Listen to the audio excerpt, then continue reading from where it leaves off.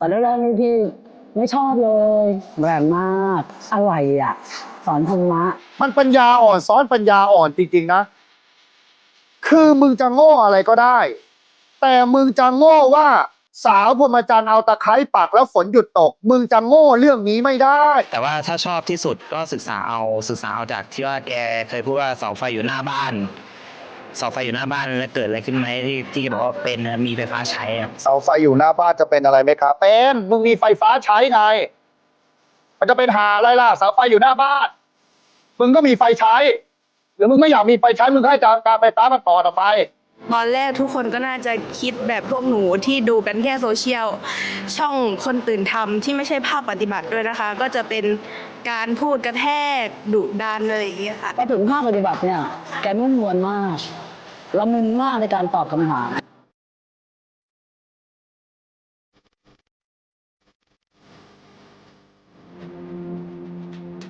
มีสติสัมปชัญญะรู้ตัวพร้อมค่อยๆออกจากการเจริญสติ ออกเสร็จแล้วก็มีสติสัมปชัญญะในการรู้เนื้อรู้ตัวต่อไป สิ่ง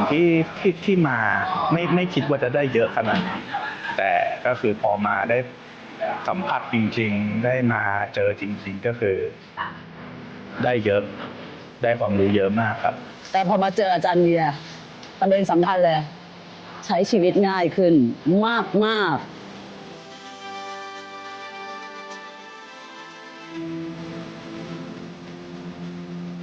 ใจดีอาจารย์เขาเป็นคนที่แต่ไม่ใจดีแต่ไม่เอาอกเอาใจนะ หมายถึงว่าใจดีในแบบที่แบบน่าจะเป็นแกมีปัญญาแกของจริง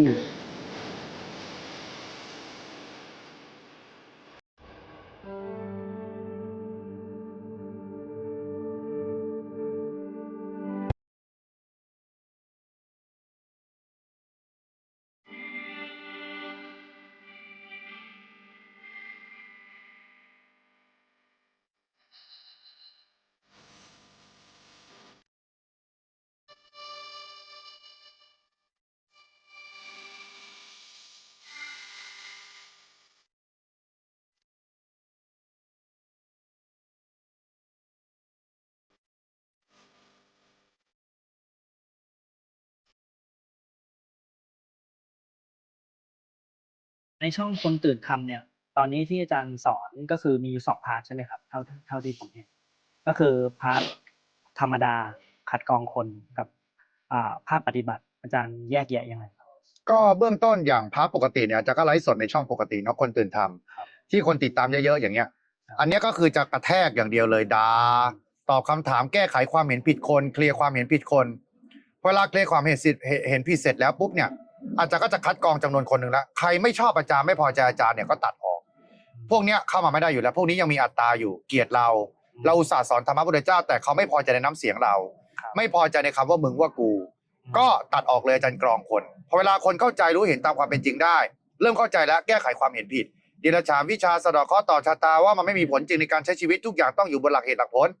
เสร็จแล้วปุ๊บเนี่ยก็ดึงเข้ามาสู่ภาคปฏิบัติภาคปฏิบัติก็เป็นหนึ่งในช่องทางออนไลน์เหมือนกัน แต่ภาคปฏิบัติเนี่ยจะให้ขึ้นไมค์ถามแล้วในกรณีของภาคปฏิบัติอาจารย์จะไม่ด่าแล้วเพราะพวกเนี้ยถูกคัดกรองมาแล้วว่ายอมรับการสอนจากเราได้ ทีนี้ก็เริ่มสอนสภาวะธรรมโดยละเอียดละออไม่มีการด่าทอต่อว่าอีกแล้วเพราะว่ากรองมาเรียบร้อยแล้วพวกเนี้ยพร้อมต่อการที่จะได้ยินได้ฟังธรรมะพุทธเจ้าอินทรีย์บารมีเปิดพอสมควรแล้วก็ภาคปฏิบัติออนไลน์โทรขึ้นมาถามทุกคนก็จะตั้งใจฟังว่าคำถามแต่ละคนเนี่ยเวลาคุยกันสภาวะธรรมมันเขาเป็นยังไงเขาไม่เข้าใจอะไรอาจารย์อธิบายเขาฟังตามหลักคำสอนพุทธเจ้าถ้าเราพิจารณาได้เพื่อให้มันเห็นว่ามันไม่ใช่ตัวตนของเราเราก็เปลี่ยนได้เลยแต่ถ้าเราเปลี่ยนไม่ได้เราคิดแล้วมันเป็นอกุศลมากกว่ากุศลทิ้งเลยกลับไปอยู่กับอารมณ์อื่นแทนหาอารมณ์อื่นมาชดเชยเสร็จแล้วปุ๊บเนี่ยอาจารย์ก็จะดึงมาภาคปฏิบัติจริงที่บ้านทีนี้ก็เริ่มมาสอนที่บ้านเลยเจอหน้าต่อตากันเลยทีนี้ก็จะสอนสภาวะธรรมละเอียดเข้าไปอีกคือภาคปฏิบัติในออนไลน์เนี่ยจะอาศัยการให้คนเนี่ยขึ้นไมค์ถาม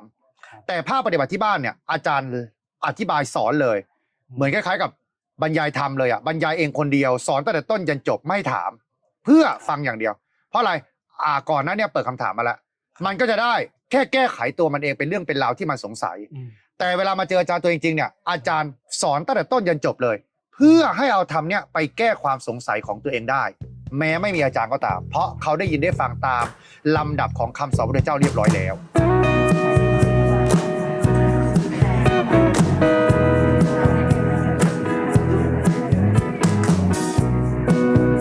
ตรงนี้ว่างไหม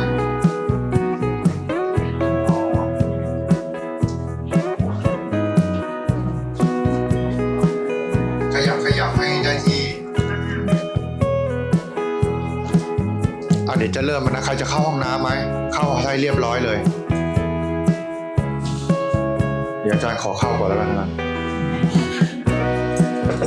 ไม่งั้นนั่งยาวบางทีอั้นเย็นๆนะ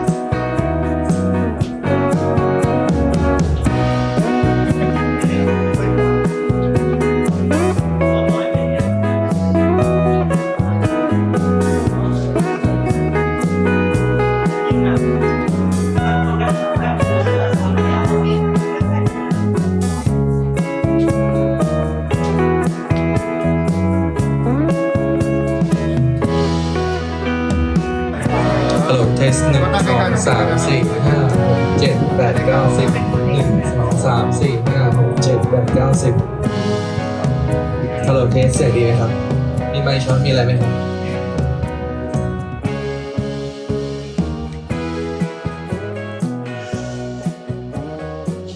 เราก็เจริญอานาปานสติก่อนเริ่ม เป็นการบูชาพระพุทธเจ้าอย่างสูงสุด คือการปฏิบัติบูชา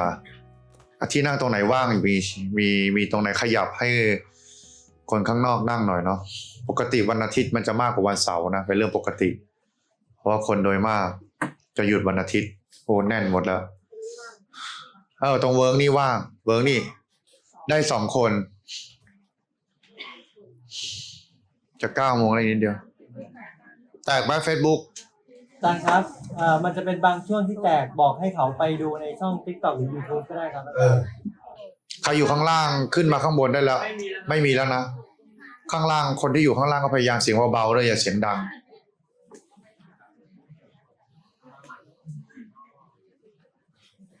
พร้อมเนาะนั่งให้สบายนั่งให้สบาย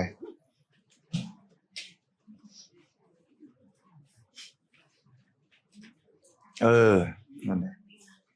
จะได้สะดวกสบาย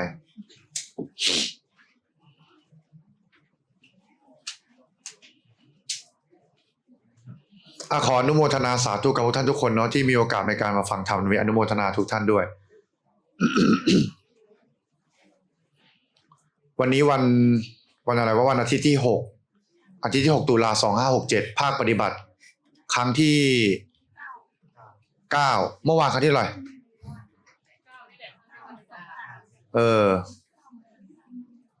นับเป็นครั้งนี้ก็2 วันติดเรียกว่าครั้งหนึ่งใช่ไหม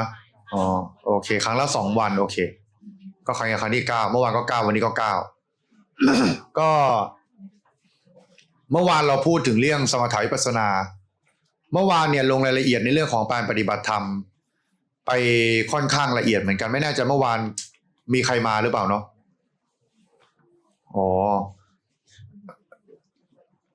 เดี๋ยววันนี้สอนอีกเรื่องหนึ่งนะก็จะสอนอยู่ในเรื่องอริยสัจ 4นี่แหละแต่เมื่อวานอาจารย์ไล่รายละเอียดของการใช้มรรค 8ในการดับทุกข์เมื่อวานไล่ตั้งแต่สมถะวิปัสสนาดับไปจนตลอดสายเพื่อให้เราเห็นตามการเกิดดับของจิตว่าที่เรียกว่าเกิดดับที่เราเรียกกันเนี่ยสติสัมปชัญญะในการไปตามเห็นการเกิดดับของจิตเนี่ยเห็นการเกิดดับยังไงเราแบ่งเป็นหลายพาร์ทมากตั้งแต่ภาคปกติจนนำไปสู่ภาคปฏิบัติก็จะมีอย่าง2 โหมดเพราะนั้นหลักเกณฑ์ของการปฏิบัติเนี่ยอาจารย์จะสงบเสงี่ยมมากเพราะว่าเราเคารพต่อธรรมที่พูดแต่เรื่องของการเคลียร์ความเห็นผิดเนี่ยอาจารย์ใส่เต็มที่เพราะว่าคนยังมีความเห็นผิดอยู่เยอะช้าไม่ได้ต้องฟัดกันอย่างเดียวเพื่อให้คนตื่นรู้ตื่นทำได้เข้าถึงธรรมได้ง่ายเร็วที่สุดสะดวกที่สุดแล้วถูกต้องตามหลักคำสอนพระพุทธเจ้า พี่ต้อมรู้จักอาจารย์เบียร์ได้พี่ต้อมรู้จักอาจารย์เบียร์รู้จักถ่าย TikTok เล่นTikTok ถ่าย TikTok เล่นค่ะก็เลยเจอแกตอนแรกๆนี่พี่ไม่ชอบเลยแกพูดจาแบบหยาบคายไม่เชิงหยาบคายแกพูดแรงมากอะไรสอนธรรมะแต่แรงมากพี่เคยถ่ายเจอแกตั้งแต่ประมาณสัก ต้นปีแหละแล้วก็ทีนี้พอไปมาแล้วมันไถเจอเรื่อยอ่ะแล้วมันก็เห็นใช่ไหมแต่มันมีประเด็นที่พี่แบบตามแกเพราะแ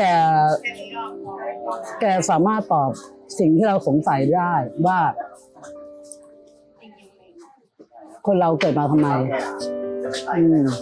เพราะแกบอกว่าไม่ต้องมาถามว่าเกิดมาทำไมให้ถามตัวเองว่าจะหยุดการเกิดได้ยังไงตั้งแต่นั้นพี่ก็เริ่มเลยเฮ้ยไอ้คนนี้มันจะมีจริงหรือเปล่ามันจะมีของดีจริงป่ะปรากฏว่าแกโอเคเลยอ่ะของแท้เลย แสดงว่าพี่ต้อมสะดุดในคำว่าเกิดมา ทำไมแต่แกบอกว่าไม่ให้ถามว่าเกิดมาทำไมให้ถามว่าเราจะหยุดการเกิดได้ยังไงและแกก็ตอบดีมากต่อมาเนี่ยคือแล้วพี่ก็ได้เรียนรู้จากแกด้วยว่าเฮ้ยคนเราเนี่ยมองกันแค่ภายนอกไม่ได้นะแกก็พูดอย่างนี้ไม่ได้นะเราต้องมองสัจจะจริงๆแล้วก็มาได้รู้ว่าแกนะมีค่าปฏิบัติด้วยพอถึงภาคปฏิบัติเนี่ยแกนุ่มนวลมากละมุนมากในการตอบคำถามต่อมานี่ก็เลยคิดว่าเอ้ยเราเริ่มอยากจะหลุดพ้นเหมือนกันนะอยากจะรู้อะไรมากขึ้นน่ะก็เริ่มติดตามพอติดตามก็เลยรู้ว่าอ๋อเขามีปฏิบัติธรรมที่บ้านนะอย่างเงี้ยเราก็เลยมาแล้วก็ไปวิ่งหาใน YouTube ค่ะยิ่งพอมายิ่งมาตรงเนี้ยก็เลยยิ่งรู้ว่าอาจารย์เบียร์ก็ไม่เป็นเหมือนอย่างที่โดนวิจารณ์นะแกเป็นคน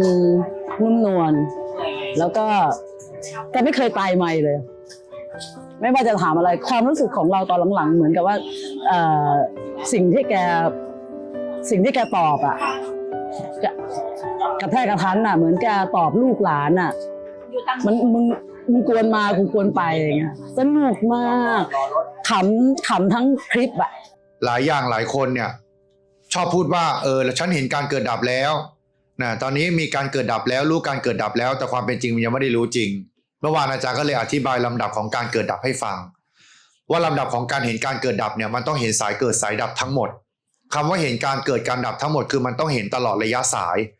ว่าอะไรเป็นเหตุเป็นปัจจัยของการเกิดอะไรเป็นเหตุปัจจัยของการตั้งอยู่และอะไรเป็นเหตุเป็นปัจจัยของการดับไปนั่นเรียกว่าการเห็นการเกิดดับ เหมือนเราเห็นชีวิตลูกเราอะว่าชีวิตลูกเราเนี่ยตั้งแต่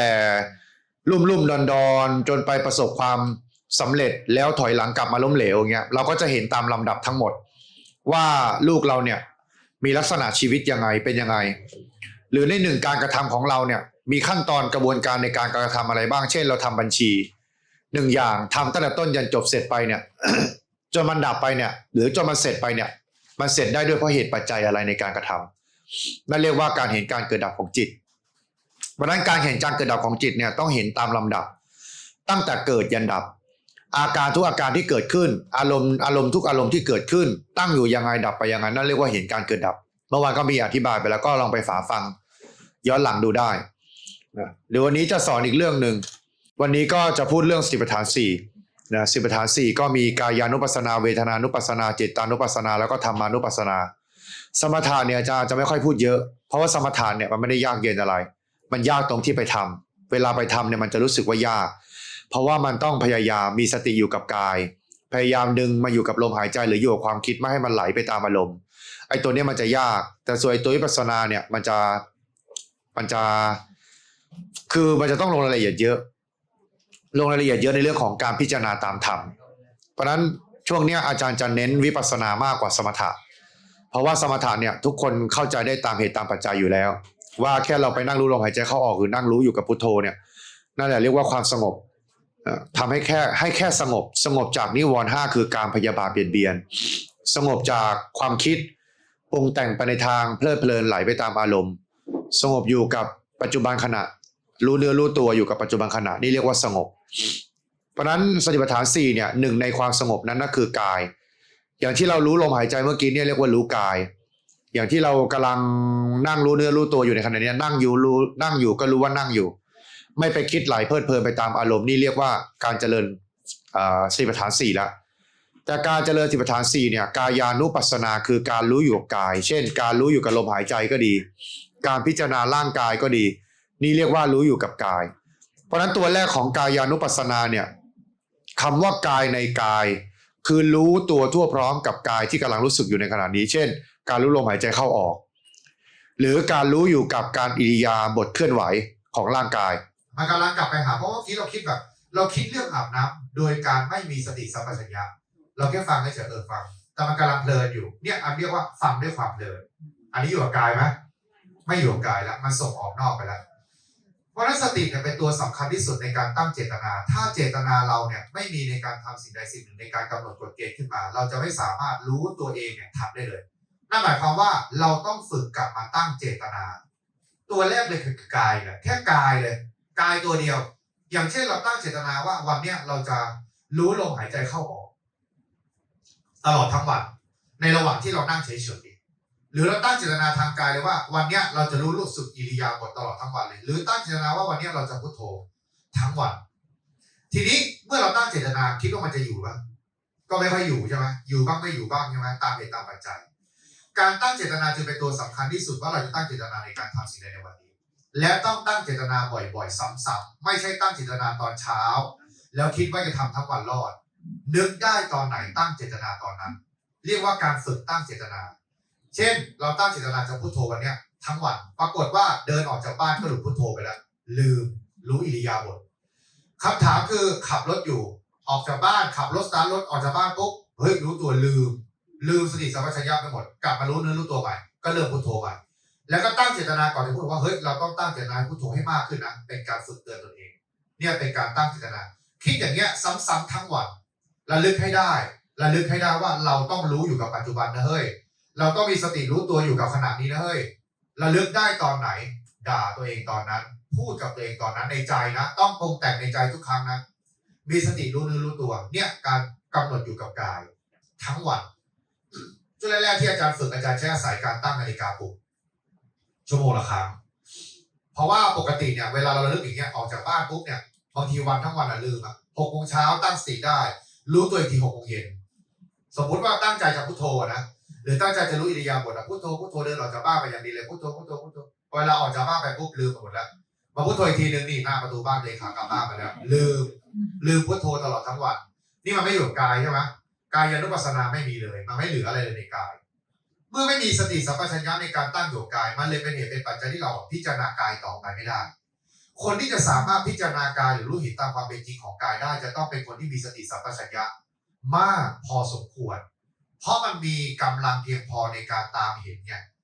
ดังนั้นตอนนี้เราระลึกถึงกายเลยไม่ได้คือลมหรือการขยับร่างกายมันยังรู้ไม่ได้เลยอ่ะมันยังระลึกรู้ตัวเองไม่ได้คำถามคือมันจะไปพิจารณาให้ลึกกว่านั้นได้ไหมยิ่งไม่ได้ใหญ่คนที่ของอาจารย์มันจะมีทุกกลุ่มเลยนะกลุ่มที่ฝึกปฏิบัติมานานมากแต่ไม่ได้อะไรเลยกลุ่มที่เพิ่งมาฝึกปฏิบัติใหม่ๆแต่ไปเร็วมากกลุ่มที่ทำบ้างไม่ทำบ้างแต่วันหนึ่งมันเริ่มตั้งใจในการทำใหม่ไปได้เร็วมากเพราะนั้นมันจะมีทุกกลุ่มเลยที่สภาวะธรรมมันพอจะเป็นไปได้มันมีหมดมันมาทุกกลุ่มมันมาทุกคนอาจารย์เนี่ยคุยกับคนเนี่ยเยอะมาก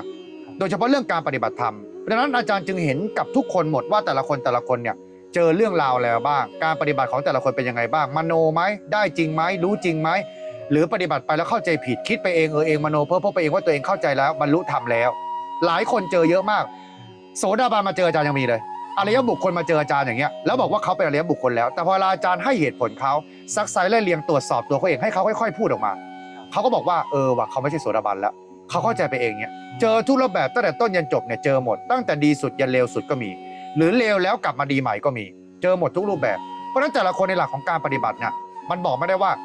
ใครไปเร็วไปช้าใครดีไม่ดีใครเร็วไม่เร็วหรือบางคนเนี่ยแม้แต่อาจารย์พยายามแก้ไขความเห็นผิดแล้วแต่แก้ไม่ได้ก็มีบางคนเนี่ยอาจารย์คุยนิดๆหน่อยๆแก้ความเห็นผิดตัวเองเร็วมากเลยก็มีปฏิบัติแล้วไปได้เร็วก็มีเพราะฉะนั้นเรื่องพวกนี้เป็นเรื่องของ EC บารมีแล้วอาจารย์ไม่สามารถไปใช้อะไรก็แล้วแต่ความวิเศษวิโสของตัวเองไม่มีเราอาศัยแค่หลักธรรมธรรมะพระเจ้าเนี่ยเป็นหลักเหตุหลักผลในการบอกเขาส่วนเขาจะทำตามได้หรือไม่ได้เนี่ยไม่เกี่ยวกับอาจารย์แล้วเป็นเรื่องของเขาเองพระเจ้าเลยบอกว่าพระองค์เนี่ยเป็นแต่เพียงผู้ชี้ทางเท่านั้นส่วนคนอื่นเนี่ยเป็นผู้เดินตามคำสอนเพราะฉะนั้นใครเดินตามได้ย่อมเกิดประโยชน์ใครเดินตามไม่ได้ย่อมเสียประโยชน์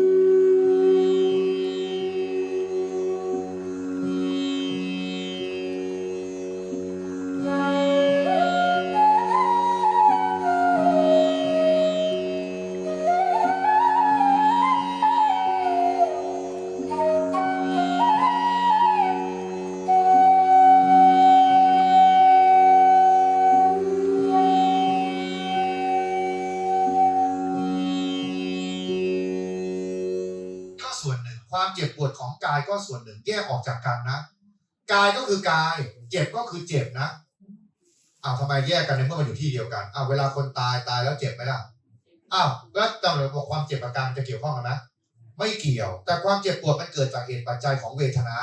อารมณ์ของความเจ็บมันเป็นเวทนาไม่เกี่ยวกับกายนะแต่มันแค่อาศัยกายเป็นที่ตั้งของอารมณ์เนี่ยมันเข้าไปตั้งในกายมันเข้าไปตั้งในขันธ์ห้าของมันแต่มันแยกนะแต่แค่อาศัยเหตุปัจจัยในการเกิดขึ้นของมันนั้นความเจ็บเนี่ยมันเป็นเวทนาแต่มันเอื้ออิงอาศัยกันต้องสอนตามลำดับแบบนี้เพื่อเวลาเราไปมองดูมองเห็นมันเนี่ยเราจะได้เห็นตามลำดับแบบนั้นได้ตามลำดับ เพราะฉะนั้นพวกเราเนี่ยรู้วิธีการแล้วเดี๋ยวเช้านี้เนี่ยจะให้เริ่มด้วยการภาวนาสัก10 นาที15 นาทีจะให้ภาวนาสมถะช่วงเช้าช่วงบ่ายอาจารย์จะให้ทำวิปัสสนาเดี๋ยวจะแยกออกว่าสมถะเป็นยังไงวิปัสสนาเป็นยังไงทำสมถะก่อนช่วงเช้าเนี่ยทำความสงบเพื่อเคลียร์อารมณ์ตัวเองและช่วงบ่ายเนี่ยขึ้นมาปุ๊บเนี่ยจะให้ทำวิปัสสนาเลยเวลาทำวิปัสสนาสัก15 นาทีเสร็จปุ๊บแล้วเดี๋ยวอาจารย์จะสรุปรายละเอียดของวิปัสสนาให้ฟังอีกครั้งหนึ่งครั้งสุดท้ายเพราะนั้นเช้านี้เริ่มต้นก่อนเลยก็ ตั้งกายตรงดำรงสติเฉพาะหน้าหายใจเข้ารู้หายใจออกรู้เรารู้อยู่แล้วหลักของการภาวนามีสติรู้เนื้อรู้ตัวใครพุทโธก็พุทโธไปใครรู้ลมก็รู้ลมไปใครพองยุบสัมมาระหังก็ทำของตัวเองไปที่เคยทำมาแต่ให้มีสติสัมปชัญญะรู้ตัวทั่วพร้อมพุทโธจ่อลงไปเลยก็ได้ใครใช้พุทโธจ่ออย่าให้หลุดเลยหายใจเข้าพุทหายใจออกโธหรือถ้าเอาไม่อยู่พุทโธลงไปอย่างเดียวเลยพุทโธพุทโธพุทโธพุทโธพุทโธใครรู้สึกง่วงลืมตาวิธีแก้ง่วงง่ายที่สุดคือลืมตาขึ้นอย่าไปหลับตาเพราะหลับตาเนี่ยบางทีมันเอื้ออำนวยต่อการง่วงเหงาหานอนลืมตาแต่มองลงต่ำอย่ามองซ้ายมองขวาอย่ามองชาวบ้านว่าเขานั่งหรือไม่นั่งมองต่ำๆไว้เวลามองต่ำจดลงไปที่พื้นเนี่ยพื้นเบื้องหน้าเราเนี่ยมองโฟกัสจุดไหนให้โฟกัสจุดนั้นอย่าสายแสตาไปตามาให้โฟกัสอยู่จุดเดียวสมมุติเราโฟกัสอยู่ที่จุดที่นั่งพรมเนี่ยแล้วมันมีจุดเส้นตัดหรือว่าจุดดอกไม้หรือจุดใบไม้หรือจุดสีมองให้ลงที่จุดตรงนั้นก้มลงต่ำมองจุดนั้นจุดเดียวนะให้จุดนั้นจุดเดียวเนี่ยเป็นเหตุเป็นปัจจัยของการที่จะทำให้เราเนี่ยระลึกรู้อยู่ตรงนั้นให้ได้อย่าให้หลุดจากตรงนั้นมีสติสัมปชัญญะรู้อยู่แค่ตรงนั้นอย่าไปรู้อยู่กับอย่างอื่นนี่ทำสมถะความสงบหายใจเข้าพุทหายใจออกโธหายใจเข้ารู้หายใจออกรู้ทำความสงบมีสติสัมปชัญญะรู้ตัวพ่อพร้อมอย่าให้หลุดจากตรงนี้ห้ามหลุดโดยเด็ดขาดใครหลุดด่าตัวเองในใจทำไมอย่าหลุดตอนนี้ไม่ได้ในการทำความเพียรภาวนาจะไม่ให้หลุด ได้ยินเสียงอะไรไม่ต้องสนใจนะมีสติสัมปชัญญะรู้ตัวทั่วพร้อมไม่ต้องสนใจกับใครสนใจอยู่กับตรงหน้าปัจจุบันขณะคือลมหายใจหรือพุทโธรู้อยู่แค่นั้นรู้อยู่แค่อย่างเดียว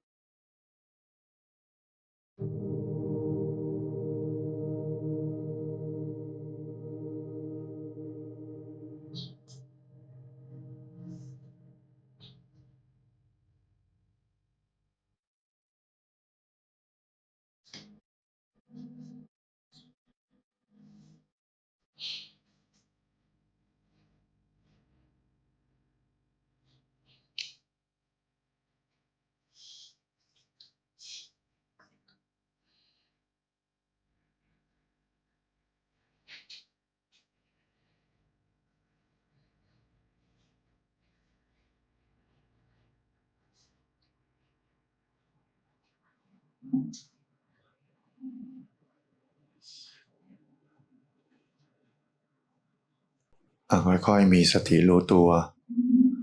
มีสติสัมปชัญญะรู้ตัวทั่วพร้อม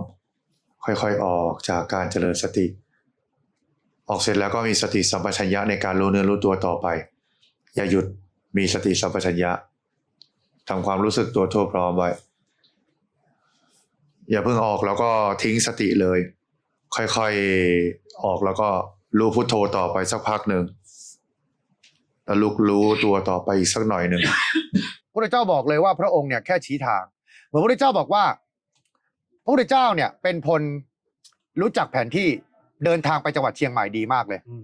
คำถามคือพระองค์เนี่ยมีคนมาถามพระองค์ว่าจังหวัดเชียงใหม่ไปทางไหนพระองค์ก็ชี้ทางไปจังหวัดเชียงใหม่ไปทางนี้นะเดินทางไปจะเจอตรงนี้จุดป้ายหมายจะมาสี่แยกไฟแดงเลี้ยวขวาพระองค์ก็บอกทางไปไอ้คนเนี้ยตัดสินใจเองว่าจะเชื่อตามที่พระพุทธเจ้าสอนไหมถ้าเขาเชื่อมันจะถึงเชียงใหม่เพราะเขาต้องการจะไปเชียงใหม่แต่ถ้าเขาจะไปเชียงใหม่แต่ดันไม่เชื่อทางที่พระองค์เนี่ยบอกแต่ดันไปเชื่อทางอื่นแทนเช่นจะไปเหนือแต่ไปลงใต้แทนเขาย่อมได้รับโทษจากการที่เขาเนี่ยไม่เดินตามคำสอนของพระองค์ไม่เดินตามทางของพระองค์เขาย่อมไม่ถึงเชียงใหม่โอเคครับแล้วทุกวันนี้ภาคปฏิบัตินี่อาจารย์ก็จะรับได้วันละประมาณ200-300 คนป่ะใช่โดยประมาณไม่เกิน300คนมันจะเกินตลอดตอนนี้ลงทะเบียนเนี่ยในกลุ่มภาคปฏิบัติจริงที่บ้านอาจารย์เนี่ยเดือนละ2วันจากเดิมเดือนมาเดือนละวันตอนนี้ต้องขยับมาเดือนละ2วันเพิ่มขึ้น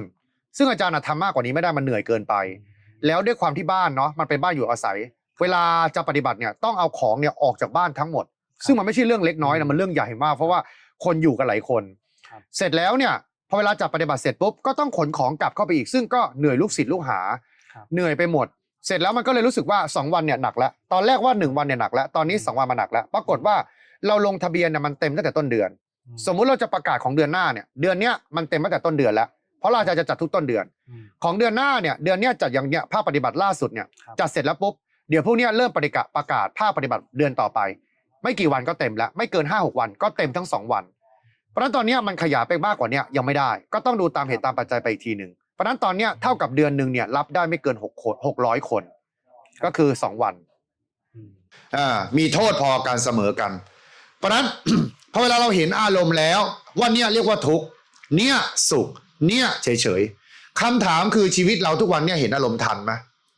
ว่าอันเนี้ยเรียกว่าทุกข์แล้วอะเห็นทันไหมไม่ทันนะเราไม่เห็นตัวอารมณ์นะข้าเจ้าจะเราไปเห็นตัวอะไรตัวปัญหาในชีวิตว่าไอเนี้ยทุกข์คืออะไรการเป็นหนี้เราไปเห็นตัวนี้เราไปเห็นว่าการพัดพรากผิดหวังจากของอันเป็นที่รักไอการพัดพรากคือผัวทิ้งเราไปเนี่ยเรียกว่าทุกข์แต่ความเป็นจริงไม่ได้เป็นทุกข์ที่ตรงนั้นนะมันทุกข์ในใจมโนกรรมมันไปปรุงแต่งจิตให้เกิดอารมณ์จนนำไปสู่ความทุกข์ใจอารมณ์เนี่ยมันอยู่ของมันอย่างเงี้ยตามภาษาที่มันกระทบแล้วมันก็เกิดขึ้นอย่างเงี้ยแต่เวลาเกิดเนี่ยเราเนี่ยจะหยิบเอาตัวไหนมาคำถามคือถ้าทุกคนเหมือนกันพูดเหมือนกันหมดเลยอาจารย์จับไปคนนี้คนเดียวอาจารย์ว่าทุกคนเนี่ยพูดหมดเลยนะแต่อาจารย์จะฟังไอ้คนนี้คนเดียวมีสติจดจ่อลงตรงนี้อาจารย์ฟังคนนี้พูดรู้เรื่องไหมรู้เรื่องเพราะอะไรอาจารย์จดจ่อที่ตรงนี้คนเดียวแม้อารมณ์จะเกิดขึ้นเต็มห้องก็ตาม ทุกคนจะพูดพร้อมกันเสียงดังแค่ไหนก็ตาม แต่ถ้าอาจารย์มีสติสัมปชัญญะจ่อลงคนนี้คนเดียวยังไงก็อาจารย์ก็ฟังรู้เรื่อง แต่ในทางกลับกันถ้าทุกคนเนี่ยเงียบหมดมีคนคนเดียวพูดมีอารมณ์เดียวในการพูดขึ้นมาจะยิ่งชัดไหมยิ่งชัดมากเนี่ยเรียกว่ากำลังไอ้ช่วงแรกเนี่ยจะไม่มีกำลังฟังไอ้นี่พูดไอ้นี่ก็พูดไอ้นี่ก็พูดอาจารย์เนี่ยตั้งใจจะพูดไอ้นี่มาตั้งใจมากเลยจะฟังแต่เดี๋ยวมันจะหลุดไปทางนี้บ้างไอ้คนนี้พูดไอ้คนนี้พูดไอ้คนนี้พูดอาจารย์จะแวบมาทางนี้กลับมาใหม่อาจารย์จะแวบกลับมานี้แล้วกลับมาใหม่อาจารย์จะแวบมานี้แล้วกลับมาใหม่อาจารย์จะรู้ไอ้นี่บ้างรู้ไอ้นี่บ้างรู้ไอ้นี่บ้างแต่จับต้นชนปลายถูกเพราะว่าใครพูดอะไรมันรวมไม่ถูกเนี่ยที่เราเข้าใจมาตลอดว่าเวลาเราคิดเนี่ยแล้วมันรับรู้และเราสามารถทำพร้อมกันทุกอย่างได้นะคิดเรื่องนี้อยู่คิดการรักทำอันนี้ไปด้วยคิดอันนี้ไปด้วยพูดมาเลยมันรู้ได้ทีละอย่างแต่เวลารู้เนี่ยมันไวมากโอ้มันวับจนเราเข้าใจไปเองว่าจิตเนี่ยมันรู้ได้ทีละหลายอย่างพร้อมๆกันมันไปเข้าใจเองอย่างนั้นแต่ขนาดเนี้ยหูมันวิ่งไปวิ่งมาไอ้นี่พูด1 2 3 4 5ไอ้นี่พูด1 2 3 4 5ไอ้นี่พูด1 2 3 4 5ไอ้นี่พูด1 2 3 4 5ต่างคนต่าง1 2 3 4 5อาจารย์จะจับไอ้เนี่ย1 2 3 4 5ไม่ครบหรอกมันจะ1 2 3 1 4 5 1 4 3มันกระโดดไปอย่างเงี้ยกระโดดไปกระโดดมาแต่มันเกิดดับไวมากเราเห็นไม่ทันวิธีการเดียวคืออะไรฝึกฟังไอ้คนเนี้ยคนเดียวซ้ำๆฝึกฟังไอ้คนเนี้ยคนเดียว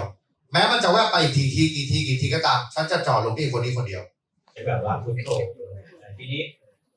ปกติถ้าทำที่บ้านก็จะค่อนข้างจะง่วงแล้วก็หลับแต่ตอนนี้มันไม่หลับวันนี้มันไม่หลับแล้วก็มันก็รู้สึกว่าตัวขยายแล้วก็พอตัวขยายมันก็ว่าทำไมมันโล่งพอเสร็จก็นึกถึงอาจารย์นะว่าอันนี้มันน่าจะสงสัยละก่อนที่จะขยายเนี่ยมันทิ้งพุทโธไปแล้วมันทิ้งไปเองมันก็อยู่ในลมหายใจที่เราขยายก็เสร็จมันไอ้นี่แหละก็กลับมาพุทโธใหม่เพื่อจะติดดักที่ลมหายใจให้อยู่ใช่ไหมครับพอกลับมาพุทโธใหม่มันก็ทิ้งไปเองอีกมันก็เห็นลมหายใจทีนี้รอบ2มันก็เห็นว่าตัวไม่ได้ขยายแต่ว่าลมหายใจที่เราติดกับมันมันละเอียดคือมันเป็นลมจริงๆมันไม่ได้ปืดเหมือนตอนแรกๆครับมันไม่ได้เข้าออกมันละเอียดแบบว่าก็อธิบายไม่ถูกทีนี้พอมันเริ่มละเอียดแล้วมันก็เริ่มมีความสุขก็อีกแล้วว่าจะมาถึงขั้นไหนล่ะนั่นก็แปลว่ามันก็ยังติดอยู่ที่ตัวสุดท้ายเราเลยสงสัยอยู่คนใช่ก็ต้องกลับไปพุทโธใหม่เหมือนเดิมใช่ก็อย่าไปสงสัยทิ้งอย่างเดียวทิ้งอย่างเดียวอาจารย์ครับคือผมเวลานั่งสมาธินะครับก็ผมยังไม่ได้เหมือนทุกท่านนะครับก็ยังมีบางอย่างที่ผมหมายถึงเนี่ยคือผมเข้าใจเองว่าเป้าหมายของชีวิตเราครับคือเรามีเป้าหมายแหละว่าเราอยากประสบความสำเร็จแบบเนี้ยแล้วผมเข้าใจในสิ่งที่อาจารย์สอนว่ามันคือตัณหาแต่ครั้งนี้ในเมื่อผมต้องทำมาหากินต้องทำอะไรแบบเนี้ยเราอยากสงบเราจะคอมโบในสิ่งที่อาจารย์สอนยังไงกับชีวิตประจำวันของเราก็ปฏิบัติแบบนั้นเลยแต่ให้รู้เนื้อรู้ตัวไปอย่างเดียวสมมุติเราไปทำงานเราก็รู้ตัวในการทำงานมีสติอย่างคนทำงานอย่างเงี้ยบางคนก็พุทโธทั้งวันเลยไม่ให้หลุดไปคิดอย่างอื่นแต่เวลาที่เราต้องคิดก็ไปหยุดคิดพุทโธไปคิดอย่างอื่นแทนแต่มีสติในการคิดเรื่องนั้นไม่ไหลไปตามอารมณ์ไม่ไหลไปอย่างอื่นคือจะคิดเรื่องนี้ก็โฟกัสแค่เรื่องนี้มีสติรู้อยู่ตรงนี้คิดเสร็จปุ๊บไปพุทโธเดินเข้าห้องน้ำกับพุทโธวันหนึ่งคืนหนึ่งกลับบ้านก็ไปรู้เนื้อรู้ตัวหรือ5 นาที10 นาที20 นาทีไปเจริญอานาปานสติไปนั่งภาวนาของเราวิเวกหลีกเล้นมันทำได้หมดแต่มันอยู่ที่ว่าตัวไหนจะมากจะน้อยถ้ามีเวลาขยายเวลามากไม่ได้ก็เช้า5 นาทีกลางวัน5 นาทีเย็นอีก5 นาทีก่อนนอนอีก5 นาทีนี่ได้ต้อง20ที่เรากี่นาทีแล้วว่า20แล้วเนี่ย20 นาทีแล้วเห็นไหมเพราะนั้นมันไม่จำเป็นว่าต้องนั่งต่อเนื่องตลอดถ้าทำได้มันดีอยู่แล้วแต่เราสามารถสร้างเหตุแบบนี้เพื่อการฝึกสติสัมปชัญญะได้ตลอดทั้งวันแล้วเราทำแบบนี้แรกๆค่อยๆฝึกไปอีกหน่อยเนี่ยมันจะเพิ่มขึ้นเพราะว่าอินทรีย์มันมากขึ้นความขยันหมั่นเพียรระเบียบวินัยจะมากขึ้นมันจะไม่อยู่ที่เดิมหรอกมันจะเพิ่มขึ้นเวลาว่างจากงานอะไรอย่างเงี้ยค่ะความคิดมันชอบดิ่งลงสู่แบบที่ต่ำอะไรอย่างเงี้ยค่ะจะมีวิธีดึงสติเราได้ยังไงบ้างรู้ตัวอย่างเดียวสติสัมปชัญญะดึงกลับปัญหาคือที่เราดิ่งเพราะเรายังไม่รู้ตัวเองถ้าเราตัวแล้วเรารู้ตัวว่าขนาดเนี้ยมันกำลังคิดไม่ดีแล้วมันจะดึงกลับได้แต่ปัญหาคือตอนนี้ไม่รู้ก็ต้องฝึก ฝึกมีสติแบบเมื่อกี้เนี่ยฝึกพุทโธไปเรื่อยๆพอเวลาอารมณ์มันกระทบปุ๊บเนี่ยเราจะรู้แล้วเฮ้ยมันโกรธว่ะมันก็จะทิ้งเลย แต่ตอนนี้เราไม่รู้ตัวเองเวลาเราโกรธมันเลยเพลินมันเลยงานด่าจินตนาการปรุงแต่งมันไหลมันไม่หยุดเห็นป่ะถ้ามันรู้ปุ๊บว่าเรากำลังคิดเลวคิดชั่วมันจะหยุดได้ แต่ตอนเนี้ยมันไม่รู้ตัวว่ากำลังคิดเลวคิดชั่วมันคิดไปเรื่อยนั่นในความเพลินฝึกเรื่อยๆฝึกซ้ำๆ หนูอยากถามว่ายันอย่างรู้ที่คนที่ได้เป็นโสดาบันนะคะเขาจะมียันอย่างรู้ในสัมยศหนึ่งใช่ไหมคะมันก็รู้สึกว่าเป็นเองเวลาที่เข้า ใช่ มันจะรู้ตัวเอง ไม่ต้องใช้เกณฑ์วัดเลย คนที่ต้องใช้เกณฑ์วัดคือคนที่เข้าใจไปเองว่าตัวเองบรรลุจึงต้องเอาเกณฑ์มาวัดอันนี้เรียกปรุงแต่งคิดว่าตัวเองบรรลุแต่คนที่บรรลุแล้วอ่ะมันไม่ต้องไปตั้งตรวจสอบเกณฑ์เลยมันรู้เลยว่าบรรลุแล้วทุกอย่างเขาจะรู้ตามธรรมเลย แม้จะไปเปิดตำรายังไงมันก็ไม่มีทางขัดแย้งจากตรงนี้ไปได้เพราะเขารู้แล้วเพราะนั้นคนที่ไม่รู้ก็จะพยายามหากูใช่ป่าววะถ้ากูใช่มันก็ยังลังเลสงสัยนะโอเคก็เดี๋ยวพักเบรกอนุโมทนาช่วงครึ่งเช้าแรกนี้เนาะก็เดี๋ยวไปกินข้าวลงฝั่งนี้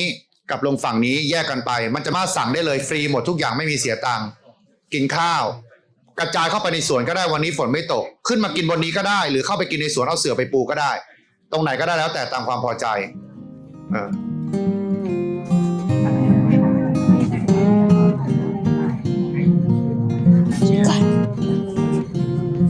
ชื่ออะไรใช่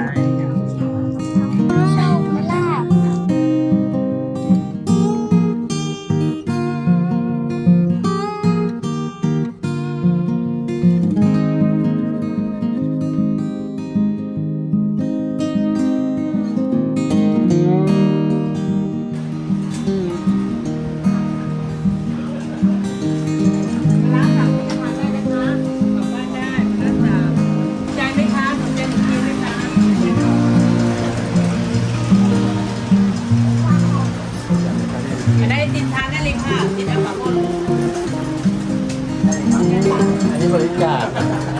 แอดมินต้นบริจาคอาจารย์อันนี้ส้มตำเหลือแต่น้ำส้มตำเหลือแต่น้ำแล้วจ้าไม่ทันขนมใครส้มตำเนี่ยพ่อค้าแม่ค้า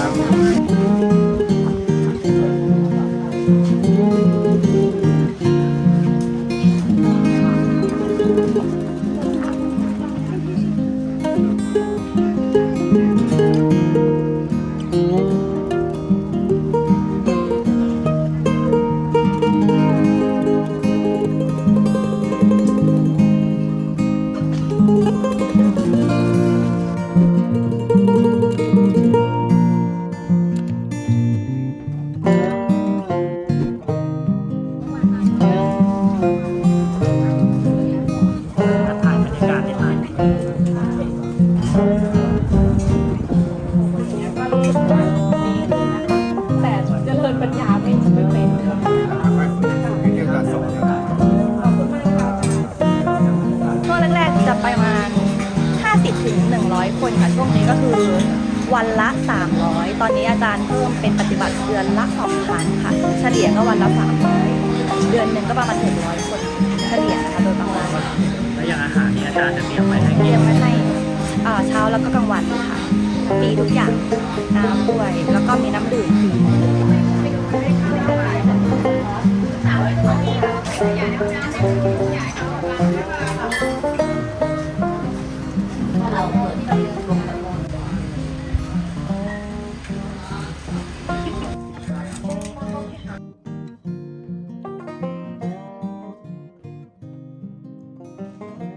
ภาวนาก่อนไหม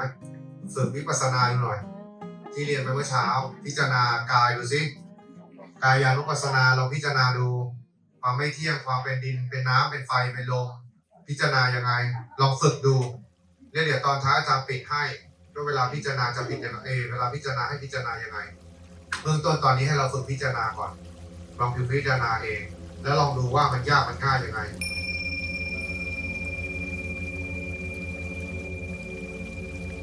เข้าแล้วก็ออกตามเหตุตามปัจจัยมันมีโทษยังไงมันใช่ตัวตนของเราไหมมันไม่ใช่ตัวตนของเรายังไงมันมีความเกิดขึ้นตั้งอยู่ดับไปเป็นธรรมดายังไงมันเป็นของแยกกันยังไงไม่ใช่ของรวมกันมันเพียงแต่อาศัยเหตุปัจจัยในการเกิดขึ้นแต่เราไปปรุงแต่งให้มันงามทั้งที่ก็ออกมาอยู่กับตัวเรา ถ้ามองว่าทุกอย่างภายนอกเป็นของสกปรกแต่เราตัวเราเองเนี่ยสกปรกที่สุดเลยพิจารณาไปไล่พิจารณาไปตามเหตุตามปัจจัยถ้าเราตายล่ะจากร่างกายที่นิ่มๆถ้าเริ่มมีความหนอนชัยล่ะถ้าเริ่มมีกลิ่นเหม็นเน่าคลุ้งเหมือนสัตว์ตายล่ะจะเป็นยังไงพิจารณากลับเข้ามาหาตัวใจในความเสื่อมของร่างกายของเรา ต้นเหตุจริงๆมันคือการเกิดเรามีเกิดขึ้นมาจะมีการแก่ก็เป็นหนึ่งในความเสื่อมการเจ็บก็เป็นหนึ่งในความเสื่อมการตายก็เป็นหนึ่งในความเสื่อมถ้าเราไม่มีเหตุปัจจัยของการเกิดขึ้นมาเราจะมีความเสื่อมเหล่านี้ได้ไหมเราพิจารณาแบบนี้น้อมเข้าไปเรื่อยน้อมเข้าไปเรื่อยว่ามันไม่ได้มีตัวตนจริงของเราเลยแล้วไอ้การที่เรากำลังเข้าไปยึดมั่นถือมั่นในความเป็นตัวเป็นตนมันก็ล้วนแต่เป็นความทุกข์ทั้งสิ้นเราไปยึดมั่นถือมั่นว่ากายเรานี้จะไม่มีวันเสื่อมเราไปยึดมั่นถือมั่นว่าทุกอย่างต้องเป็นไปตามความพอใจเราแต่สุดท้ายมันเป็นไปตามความพอใจของเราไม่ได้เราก็ทุกข์ใจคับแค้นใจร้องไห้น้ำตาไหลทุกข์อกชกตัวด้วยความยึดมั่นถือมั่นว่าสิ่งนั้นเป็นของเราเองเราต้องพิจารณาว่าทุกอย่างไม่มีอะไรเป็นตัวเป็นตนที่แน่นอนเดินสู่ความเสื่อมสลายแตกทำลายคนอื่นเขาก็ตายเราก็ตายไม่มีใครในโลกนี้ไม่มีใครตายเราจะตายเร็วตายช้าอยู่ที่เหตุปัจจัยเขาจะตายเร็วตายช้าอยู่ที่เหตุปัจจัยต่างคนต่างอาศัยการตายซึ่งกันและกันทั้งสิ้นนั่นมันคือสัจจะความจริงของโลกเราต้องยอมรับตามความเป็นจริงให้ได้ว่าทุกอย่างเดินสู่ความเสื่อมทุกอย่างเดินสู่ความตายทุกอย่างเดินตามเหตุตามปัจจัยของมันแต่เราเข้าไปยึดมั่นถือมั่นว่าต้องไม่เสื่อมในเวลานี้อย่าเพิ่งตายในเวลานั้นไม่สมควรตายในเวลาโน้นแต่ความเป็นจริงนั่นคือเหตุปัจจัยของการเกิดการแก่การเจ็บการตาย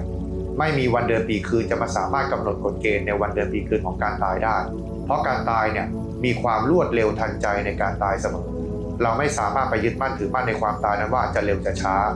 หรือไม่ใช่คนของเราควรเป็นคนของคนอื่นไม่ควรเป็นครอบครัวญาติสาโลหิตของเราแต่เป็นคนครอบครัวควรจะเป็นครอบครัวหรือญาติสาโลหิตของคนอื่นนั่นเป็นความยอมรับของเราไม่ได้เองว่าการเกิดแก่เจ็บตายพัดพรากจากของอันเป็นที่รักนั้นเป็นเรื่องปกติธรรมดาของโลกเมื่อตายแล้วร่างกายย่อมเปื่อยย่อมเน่าย่อมเฟะย่อมมีความตั้งอยู่ไม่ได้ย่อมมีความทนอยู่ไม่ได้ย่อมมีความอิจฉาละอาใจย่อมมีความเน่าเฟะย่อมมีความช้ำเลือดช้ำหนองย่อมมีความเหม็นเน่าคาครุง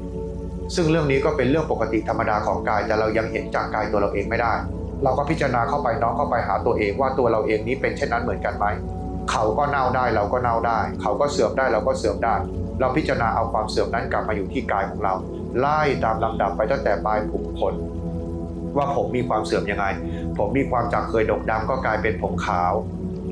หน้าตาจากมีความแต่งตึงก็กลายเป็นเหี่ยวย่นจากหน้าขาวก็กลายเป็นดำคล้ำจากหน้าเนียนก็กลายเป็นจุดกะตามวัยที่เท่าชะแลแก่ชราไปตามเหตุตามปัจจัยหูที่เคยได้ยินได้ฟังอย่างชัดเจนทุกวันนี้ก็เปลี่ยนกลับมากลายเป็นหูตึงใครพูดอะไรก็ไม่ค่อยได้ยินสมองเมื่อก่อนเคยจดจำได้ดีในฐานะที่เป็นเด็กเป็นวัยรุ่นแต่พอเวลาเท่าชะแลแก่ชราตัวลงไปสติสัมปชัญญะก็หลงลืมสัญญาความจำได้ไม่รู้ก็เลอะเลือนสัญญาก็เลอะเลือนสัญญาก็เวลาจำอะไรไม่ได้จำหน้าลูกหลานตัวเองก็ไม่ได้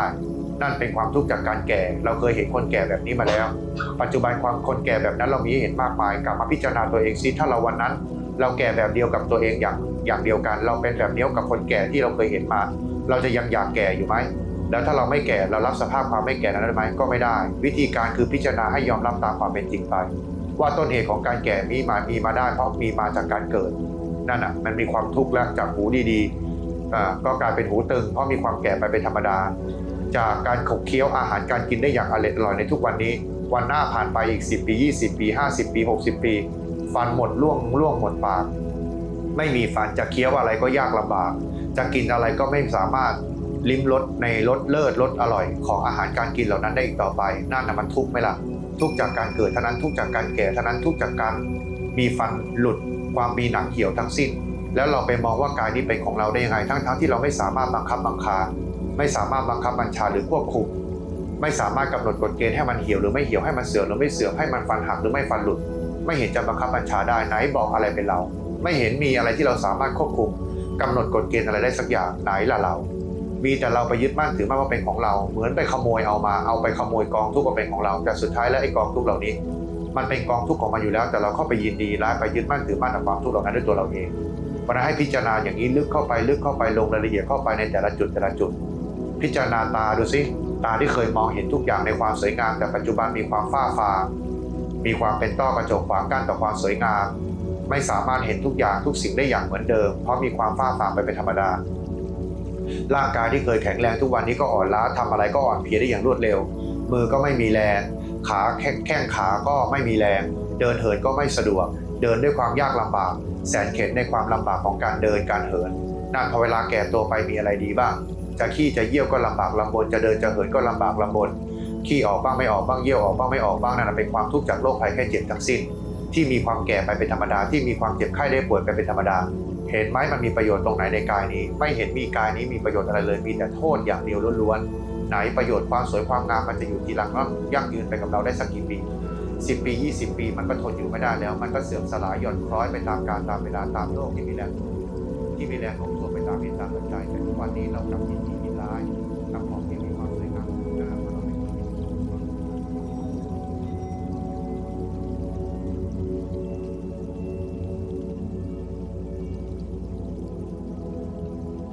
อาจารย์วางเป้าหมายในชีวิตไว้ยังไงบ้างครับก็ไม่มีเป้าหมายเลยเป้าหมายเดียวของอาจารย์ก็คือมรรคผลนิพพานเป็นเป้าหมายสูงสุดที่อาจารย์ตั้งเจตนาในการปฏิบัติภาวนาทำความเพียรเผากิเลสทุกวันนี้ก็มีจุดมุ่งหมายเดียวก็คือเพื่อเหตุปัจจัยของการไม่กลับมาเกิดอีกการทำทุกอย่างก็เพื่อเหตุปัจจัยของการไม่กลับมาเกิดอีกเหตุปัจจัยทุกอย่างที่ทำที่สอนธรรมะทุกอย่างก็เพื่อให้คนทุกคนในโลกเนี่ยสร้างเหตุปัจจัยตามหลักคำสอนพระพุทธเจ้าเพื่อไม่ให้กลับมาเกิดอีกตามเมตตาของพระพุทธเจ้าอาจารย์ปฏิบัติตามคำสอนพระองค์ด้วยความเมตตาต่อสัตว์โลกที่เป็นไปตามกรรมดังนั้นจุดมุ่งหมายสูงสุดของการปฏิบัติธรรมความเพียรภาวนาวันหนึ่งอาจารย์ก็จะไปบวชแล้วอาจารย์ก็ต้องเร่งทำความเพียรภาวนาของตัวเองให้ถึงที่สุดแห่งทุกข์ให้ได้ตามเจตนานั้นเพราะฉะนั้นในเหตุปัจจัยข้างหน้าเนี่ยเมื่อบวชแล้วเนี่ยจะยังมีโอกาสออกมาบอกสอนธรรมแบบนี้ไหมอันนี้จังไม่เที่ยงให้เป็นเรื่องของอนาคตปล่อยไปตามเหตุตามปัจจัยมีโอกาสในการสอนพ่อแม่ครูบาอาจารย์เห็นประโยชน์ซึ่งบางทีมันมีประโยชน์แต่ท่านอาจจะมองว่ายังไม่เหมาะไม่ควรเราก็ต้องอยู่ไปตามหลักคำสอนของพ่อแม่ครูบาอาจารย์ที่ท่านสอนตามหลักคำสอนพระพุทธเจ้าอันนี้เราไปยึดมั่นถือมั่นอะไรไม่ได้ก็ต้องปล่อยไปตามเหตุตามปัจจัยเพราะฉะนั้นอันนี้ก็ปล่อยให้เป็นอนิจจังไม่เที่ยงมีความแปรปรวนเป็นธรรมดาอาจารย์อาจจะตายก่อนก็ได้อาจจะตายก่อนได้สอนธรรมะอาจจะไปบวชอยู่ไม่กี่วันอาจจะตายก็ได้อนิจจังไม่เที่ยงเพราะฉะนั้นก็ทุกอย่างปล่อยให้เป็นไปตามเหตุตามปัจจัยอยู่กับปัจจุบันดีที่สุดได้ฟังอาจารย์ทางโซเชียลต่างๆนะครับก็เลยอยากลองมาฟังดูครับแล้วพอมาฟังวันนี้ช่วงทุกวันเสาร์นี้เป็นยังไงบ้างครับได้เยอะเลยครับได้อะไรที่เราไม่เข้าใจก็ได้เข้าใจลึกขึ้นไปอีกครับอย่างเช่นการทำสมาธิได้รู้วิธีที่มันถูกต้องแล้วก็การทำวิปัสสนาอะไรพวกนี้ครับได้รู้วิธีที่ถูกต้องที่แบบว่าทำให้เราถึงจุดจริงๆนะครับปกติก็คือจะหลุดไปตรงนู้นหลุดไปตรงนี้แต่พอได้มีอาจารย์บอกก็คือสมาธิมันนิ่งขึ้นตอนแรกก็ยังหลงทางยังจับไปทางนู้นไปทางนี้ไปแบบมันไม่ถูกจุดนะครับแล้วช่วยเล่าบรรยากาศให้ฟังหน่อยว่าเมื่อเช้ามาถึงบรรยากาศเป็นยังไงบ้างเป็นกันเองมากครับที่ไม่เครียดไม่อึดอัดไม่อะไรเลยสิ่งที่มาไม่คิดว่าจะได้เยอะขนาดนี้แต่ก็คือพอมาได้สัมผัสจริงๆได้มาเจอจริงๆก็คือได้เยอะได้ความรู้เยอะมากครับก็ให้ลองดูครับลองเปิดใจดูเพราะว่าบางทีบางคนมองแค่อาจารย์แบบว่าพูดแบบว่าด่าอะไรอย่างเงี้ยนะบางคนเขาก็จะแบบว่ามองแค่ตรงนั้นแต่จริงๆแล้วถ้ามาเจอจริงๆอาจารย์พูดเพราะมากครับอาจารย์สอนดีมากครับอยากให้ลองดูเจออาจารย์จริงๆคืออาจารย์เมตตามากครับอาจารย์ใจดีมากสิ่งที่ได้ก็ทำให้เราแบบเรียนรู้ที่อาจารย์สอนอ่ะเราก็จะเอาไปแบบปฏิบัติไม่เอาจะปฏิบัติคือเอาไปทำตามที่อาจารย์อะไรที่ง่ายๆอะไรที่ตัดได้ในชีวิตประจำวันที่มันไม่จำเป็นอะไรอย่างเงี้ยก็จะตัดที่อาจารย์สอนอะไรเงี้ยก็ทำให้เราใช้ชีวิตง่ายขึ้นเยอะก็แรกไม่ประทับใจตอนที่แฟนชวนดูไม่แต่มาครั้งแรกได้คุยกับอาจารย์ผู้จาเพราะสอนเก่งสอนธรรมะเก่งอาจารย์เขาจะคนละเวอร์ชั่นกันตอนที่เขาออกพวก YouTube TikTok อะไรเงี้ยก็จะเป็นประมาณนั้นเลยแต่ถ้ามาปฏิบัติที่บ้านเนี่ยจะแบบซอฟๆเลยคือจะไม่มีว่าไม่มีมึงกูอะไรอย่างงี้จะไม่มีอยากให้ลองฟัง ลองฟังธรรมะอาจารย์ อย่าเพิ่งว่าต้องคุยกับเขาก่อน เราก็เป็นคนหนึ่งที่เคยว่าเขาเหมือนกัน พอได้คุยกันแล้วสนทนาแล้วไม่ใช่อย่างที่คิดเลย ใช่ครับอยากให้ลองดูแล้วมันจะใช้ชีวิตได้ง่ายมากเลยครับ ทาง TikTok ค่ะ ก็เลื่อนดูปกติครั้งหนึ่งก็พูดจาไม่เพราะครั้งที่สองด่าอะไรนักหนาครั้งที่สามอะไรวะพอครั้งที่สี่พูดเรื่องผัวฟังเลย พูดเรื่องแบบด่าผัวด่าอะไรพวกนี้พูดเรื่องผัวเมียอะไรเงี้ย ฟังเลย คือคำแรกที่โดนใจ ครั้งแรกที่ถามอาจารย์เบียร์ก็คือจะถามเรื่องหิ้งพระก่อนกลัวโดนด่าเนาะเพราะว่าแกด่าอยู่ทุกวันเนาะก็ถามว่าอาจารย์คะเราต้องมีหิ้งพระไหมคะที่บ้านจำเป็นต้องมีหิ้งพระไหมคะต้องถวายน้ำพระไหมคะอาจารย์ก็บอกว่าไม่จำเป็นจ้ะ คือตอนแรกที่ฟังแกก็รู้สึกว่าแกแบบว่าอีตาคนนี้ทำไมพูดจาแบบนี้อะไรเงี้ยคือตอนแรกที่เราเห็นอาจารย์ใส่ชุดขาวเราก็ไม่โอเคแล้วอะไรเงี้ยค่ะทีนี้ก็เลยแบบว่าแบบลองฟังซะหน่อยสิอะไรเงี้ยค่ะก็เลยลองฟังดูแล้วปรากฏว่าคือแกจะสอนเรื่องสมถะวิปัสสนาซึ่งในชีวิตเราค่ะเราเหมือนว่าเราอยากรู้แล้วเราก็ตามหาอะไรอย่างเงี้ยแต่แบบเราไปเจอแล้วเรารู้สึกว่าเราอยากทำได้เราอยากอะไรอย่างเงี้ยเราอยากทำได้เราอยากอยู่ในแบบเนี้ยอยากเป็นคนดีรู้ว่าตัวเองก็ไม่ได้เป็นคนดี100%อะไรอย่างเงี้ยค่ะ อย่างตอนแรกอ่ะเหมือนเกือบทุกคนแบบเสียงดังโวยวายพูดคำมึงกูอะไรอย่างเงี้ยค่ะเราก็จะเลื่อนผ่านก่อนมันเราไม่ได้ฟังเนื้อหาเนาะแค่เสียงดังๆแค่อะไรพวกนี้เราก็เลื่อนผ่านไปก่อนแล้วมันคงจะต้องอินทรีย์เราคงได้แล้วอะค่ะสุดท้ายฟังแล้วก็เป็นลูกศิษย์เลยก็คือเมื่อก่อนก็จะมีสายมือพวกเดรัจฉานวิชาเนี่ยเราดูดวงเราอะไรอย่างเงี้ยค่ะเราก็มีแต่ว่าพอนั่นก็เราก็ลดละเลิกได้แล้วเราก็ปฏิบัติได้ตามสเต็ปที่อาจารย์สอนตั้งแต่รู้จักอาจารย์ตั้งแต่ได้เป็นลูกศิษย์อาจารย์ใช้ชีวิตง่ายมากไม่เนาะไม่ซับซ้อนเนาะ เอาจริงๆนะปฏิบัติมันก็7 ปีแล้วค่ะแต่ว่ามาเจออาจารย์เบียร์ได้จาก Facebook เมื่อเดือนกุมภาพันธ์ปีนี้ก็ไม่เคยปฏิบัติธรรมที่ไหนเลยสักที่หนึ่งแม้แต่วัดก็ไม่ไปปฏิบัติเองที่บ้านมาเจออาจารย์เบียร์ใน Facebook ก็ขอแอดไลน์แกแล้วมาปฏิบัติที่นี่เป็นครั้งแรกเนาะอันนี้ก็ครั้งที่ 9แล้วแล้วก็ได้รู้ในเรื่องของอริยสัจ 4ซึ่งแต่ก่อน7 ปีที่ผ่านมาไม่เคยรู้ตรงนี้เลยทั้งที่ฟังธรรมะของพระอาจารย์ทุกท่านเนี่ยมาหมดแล้วแต่ไม่เคยรู้เรื่องอริยสัจ 4มาก่อนจนได้มาเจออาจารย์เบียร์ก็ได้ปฏิบัติตามที่อาจารย์เบียร์สั่งสอนเนาะก็มีความรู้สึกว่ามันใช้ชีวิตง่ายขึ้นแล้วก็รู้จักอารมณ์ของตัวเองเวลาผัสสะมากระทบใครด่าใครว่ารู้สึกจัดการกับอารมณ์ของตัวเองได้ดีกว่าเดิมด้วยซ้ำจริงๆแล้วรู้จักคำว่าพุทธวจนะมันนานมากแล้วเป็น20 ปีแล้วแต่ไม่เคยสนใจเห็นติดหลังรถกันเพียบแต่ไม่เคยสนใจแต่ทีนี้พอมารู้จักอาจารย์ก็รู้จักพุทธวจนะแล้วก็การปฏิบัติ 4-5 เดือนแรกก็สเปะสปะอะไรอย่างเงี้ยพอเข้าเดือนที่6ที่7ก็เริ่มดีขึ้นเริ่มเห็นนู่นเห็นนี่ในสมาธิก็มาถามอาจารย์ก็บอกว่าทั้งหมดทั้งมวลนั้นคือปรุงแต่งก็ให้ทิ้งแต่ในเรื่องการใช้ชีวิต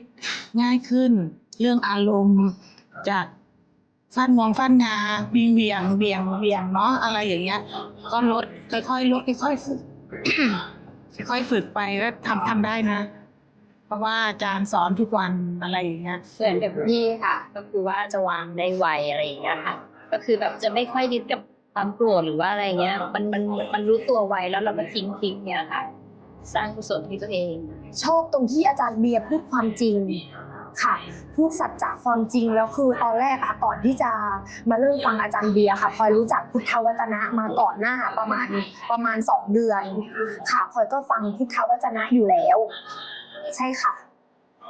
ก็ทีนี้พอ TikTok มันเป็นฟีดขึ้นมาใช่ไหมคะอาจารย์เบียร์กำลังไลฟ์พลอยก็แบบมันคุ้นหูเนาะการสอนน่ะก็เลยเริ่มฟังค่ะแล้วก็ฟังมาตลอดหลังจากนั้นได้หลักการทำสมาธิที่ถูกต้องได้หลักการทำวิปัสสนาที่ถูกต้องการเดินปัญญา นอกจากการทำสมถะแล้วอะค่ะเราต้องทำวิปัสสนาร่วมกัน นั่นคือสิ่งสำคัญเพราะพลอยเชื่อว่าทุกคนที่มานั่งอยู่ตรงเนี้ยเป้าหมายคือมรรคผลนิพพาน เราไม่ได้ทำเพื่อหวังอิทธิฤทธิ์เราไม่ได้ทำเพื่อหวังการอ่านใจคนได้หรือว่าดูดวงดูเลิกษ์ดูยามไม่ใช่ อย่างพลอยเนี่ยพลอยหวังที่จะนิพพานค่ะธรรมะที่แท้จริงของพระพุทธเจ้าอะค่ะไม่ได้เข้าใจยากขนาดนั้นธรรมะคือธรรมชาติรอบตัวธรรมะคือการกลับเข้ามาเรียนรู้ที่ตัวของเราเองค่ะการมีสติอยู่กับกายการพิจารณาตามความเป็นจริงอันนั้นนะคะคือธรรมะของพระพุทธเจ้าไม่ใช่สิ่งยากเลยค่ะแล้วมันทำให้การดำเนินชีวิตของเราอะค่ะง่ายขึ้นมีความสุข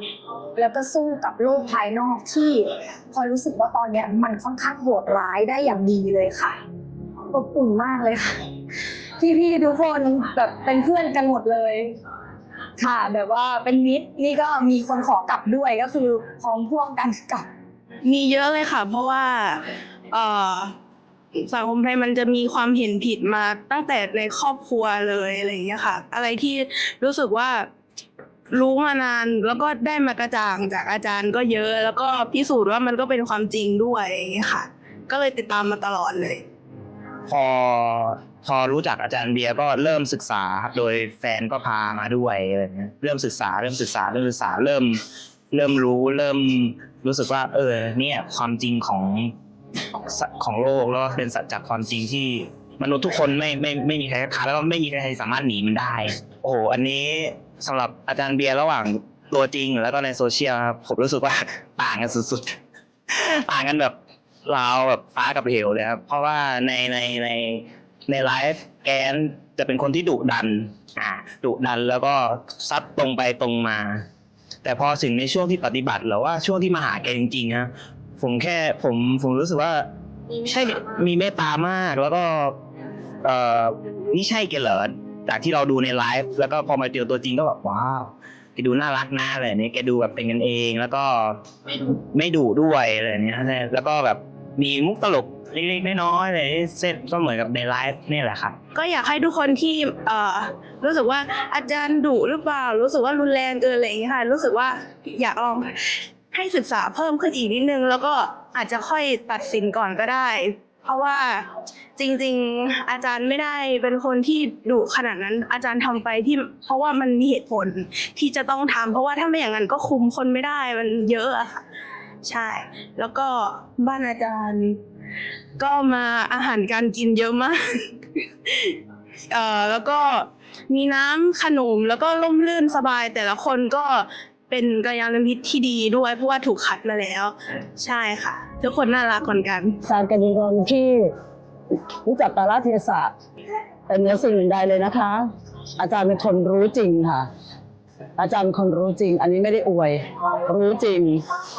สามารถพิสูจน์ได้แล้วก็อาจารย์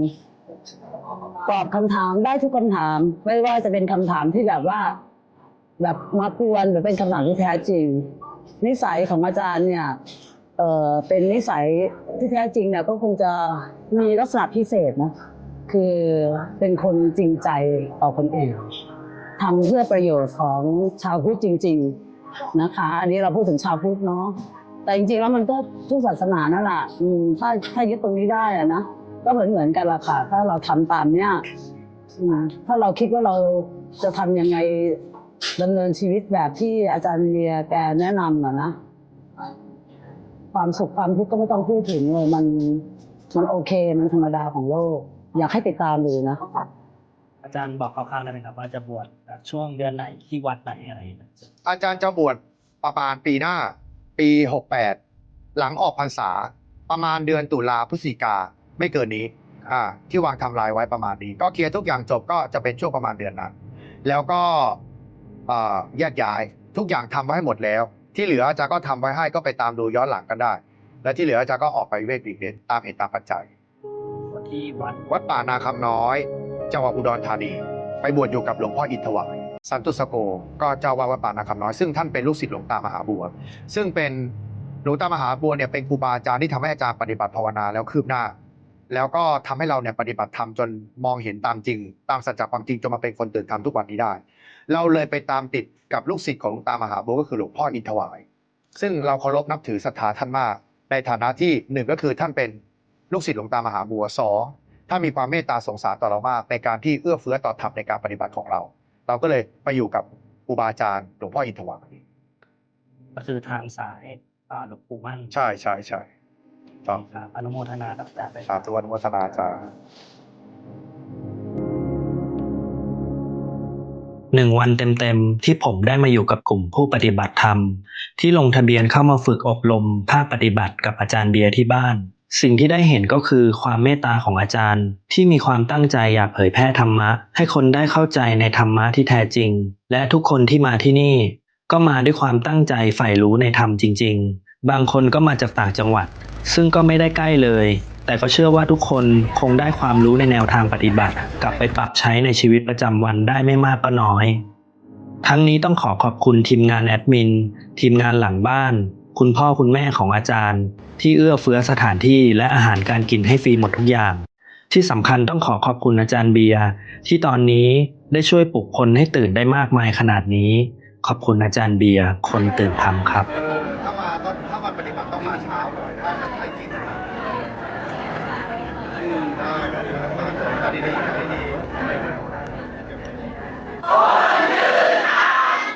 Oh my god